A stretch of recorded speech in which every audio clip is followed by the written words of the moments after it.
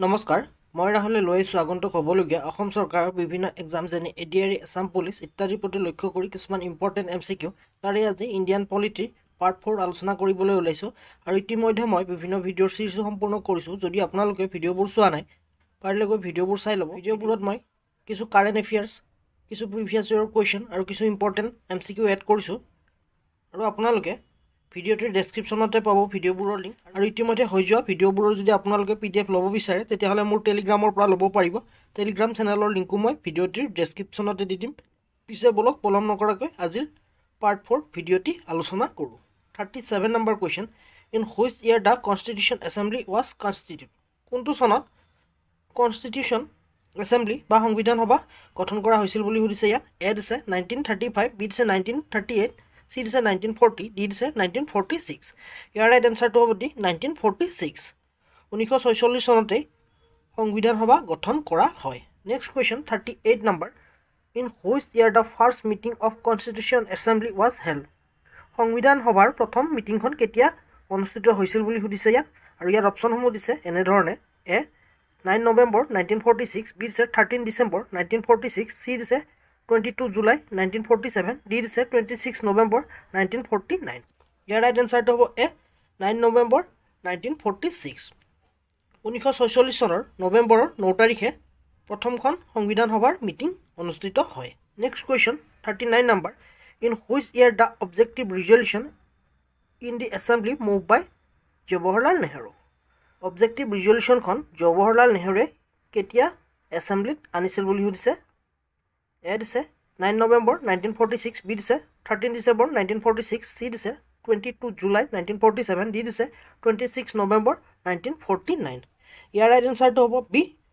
13 ডিসেম্বৰ 1946 1946 চনৰ ডিসেম্বৰৰ 13 তাৰিখে পণ্ডিত নেহৰুৱে অবজেক্টিভ ৰিজল্যুশ্যনখন এছেম্বলিত আনিছিল এইটো কোৱেশ্চন কোনোবা এটা এক্সামত সুধিছে মোৰ ভালকৈ মনত নাই কোনটো এক্সামত সুধিছে হে দি দিয়া নাই কোনটো এক্সামত সুধিছে next question 40 number in which year India ratified a member of Commonwealth কোনটো বৰ্ষত ভাৰতবৰ্ষই কমনৱেলথৰ মেম্বাৰ হিচাপে ৰেটিফাই কৰিছিল বুলি সুধিছে আৰু ইয়াৰ অপচনসমূহ দিছে এ 9 নৱেম্বৰ 1946 বি দিছে 13 ডিসেম্বৰ 1946 চি দিছে 22 জুলাই 1947 ডি দিছে মে 1949 ইয়াৰ ৰাইট এনসাৰটো হ'ব ডি 1949 মে মাহত ভাৰতবৰ্ষই কমনৱেলথৰ মেম্বাৰ হিচাপে ৰেটিফাই কৰে next question 41 number in which year India adopt the national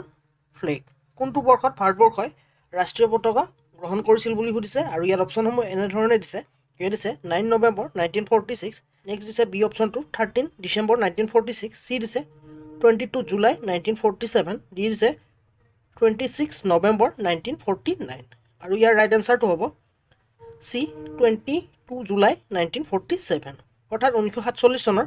22 July তাৰিখে ভাৰতবৰ্ষই বৰ্তমানৰ যি জাতীয় পতাকাখন আছে সেইখন গ্ৰহণ কৰিছিল next question 42 number in which year India adopt the national anthem কোনটো বৰ্ষত ভাৰতবৰ্ষই ৰাষ্ট্ৰীয় সংগীতটো এডপ্ট কৰে বুলি সুধিছে এ দিছে 9 নৱেম্বৰ 1946 বি দিছে 13 ডিসেম্বৰ 1946 চি দিছে 22 জুলাই 1947 ডি দিছে 24 জানুৱাৰী 1950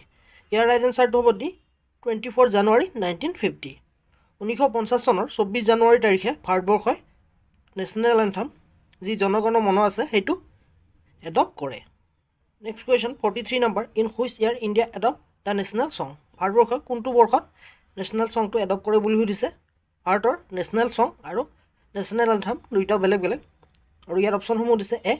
9 নৱেম্বৰ 1946 বি দিছে 13 ডিসেম্বৰ 1946 চি দিছে 22 জুলাই 1947 ডি দিছে 24 জানুৱাৰী 1950 ইয়াৰ ৰাইট এনসাৰটো হ'ব ডি 24 জানুৱাৰী 1950 ভাৰতবৰ্ষই 1950 চনৰ 24 জানুৱাৰী তাৰিখে নেশ্যনেল এন্থমটো গ্ৰহণ কৰে আৰু সেইটো হৈছে Vande Mataram next question 44 number in which year doctor Rajendra Prasad was elected as first president of India কোনটো বৰ্ষত ডক্টৰ ৰাজেন্দ্ৰ প্ৰসাদে ভাৰতবৰ্ষৰ প্ৰথম নিৰ্বাচিত ৰাষ্ট্ৰপতি হিচাপে ইলেক্টেড হয় বুলি সুধিছে বা নিৰ্বাচিত হয় বুলি সুধিছে ইয়াত এ দিছে 9 নৱেম্বৰ 1946 বি দিছে 13 ডিসেম্বৰ 1946 চি দিছে 22 জুলাই 1947 ডি দিছে 24 জানুৱাৰী 1950 ইয়াৰ ৰাইট এনসাৰটো হ'ব ডি 24 জানুৱাৰী 1950 1950 চনৰ জানুৱাৰী 24 তাৰিখে ৰাজেন্দ্ৰ প্ৰসাদে প্ৰথম নিৰ্বাচিত প্ৰেছিডেণ্ট হিচাপে ইলেক্টেড হয়। Next question 45 number in which year the objective resolution was adopt by the assembly. ইয়াত ইন এটা বেছিকৈ লিখা হৈছে। ইয়াৰ অপশ্যনসমূহ দিছে A 9 November 1946, B 13 December 1946, C 22 January 1947, D 24 January 1950। ইয়াৰ ৰাইট এনচাৰটো হ'ব চি 22 জানুৱাৰী 1947। 1947 চনৰ 22 জানুৱাৰী তাৰিখে অবজেক্টিভ ৰিজলিউশ্যনখন ভাৰতৰ এছেম্বলিত পাছ হয় আৰু এইখন 13 নৱেম্বৰ তাৰিখে পণ্ডিত নেহেৰুৱে এছেম্বলিত আনিছিল। Next question 46 number in which year the motion on draft constitution assembly was declare as pass. কনষ্টিটিউশ্যনৰ ড্ৰাফ্টখন এছেম্বলিয়ে কেতিয়া পাছ কৰিছিল আৰু ইয়াৰ অপশ্যনসমূহ দিছে এ 9 নৱেম্বৰ 1946, বি দিছে 13 ডিচেম্বৰ 1946, চি দিছে 22 জানুৱাৰী 1947, ডি দিছে 26 নৱেম্বৰ 1949 আৰু ইয়াৰ ৰাইট এনচাৰটো হ'ব ডি 26 নৱেম্বৰ 1949। অৰ্থাৎ 1949 চনৰ নৱেম্বৰৰ 26 তাৰিখে সংবিধানৰ ড্ৰাফ্টখন এছেম্বলিত পাছ হয়। Next question 47 number in which year the constitution of India কাম ইনটু ফ'ৰ্চ। ভাৰতৰ সংবিধানখন কেতিয়াৰ পৰা কাৰ্যকৰী হৈছিল বুলি সুধিছে। এ দিছে 9 নৱেম্বৰ 1946, বি দিছে 13 ডিচেম্বৰ 1946, চি দিছে 22 জানুৱাৰী 1947, ডি দিছে 26 জানুৱাৰী 1950। ইয়াৰ ৰাইট এনচাৰটো হ'ব ডি 26 জানুৱাৰী 1950। অৰ্থাৎ 1950 চনৰ 26 জানুৱাৰী তাৰিখে আমাৰ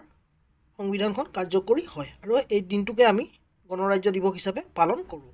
next question 48 number what is the symbol seal of the constitution assembly. Constitution এছেম্বলিৰ চিলত কি চিম্বল আছে বুলি সুধিছে। ইয়াত এ দিছে এলিফেণ্ট, বি দিছে লায়ন, চি দিছে টাইগাৰ, ডি দিছে হৰ্চ। ইয়াৰ ৰাইট এনচাৰটো হ'ব এ এলিফেণ্ট। কনষ্টিটিউশ্যন এছেম্বলিৰ চিম্বলটো হৈছে বা চিলটোৰ চিম্বল হৈছে এলিফেণ্ট।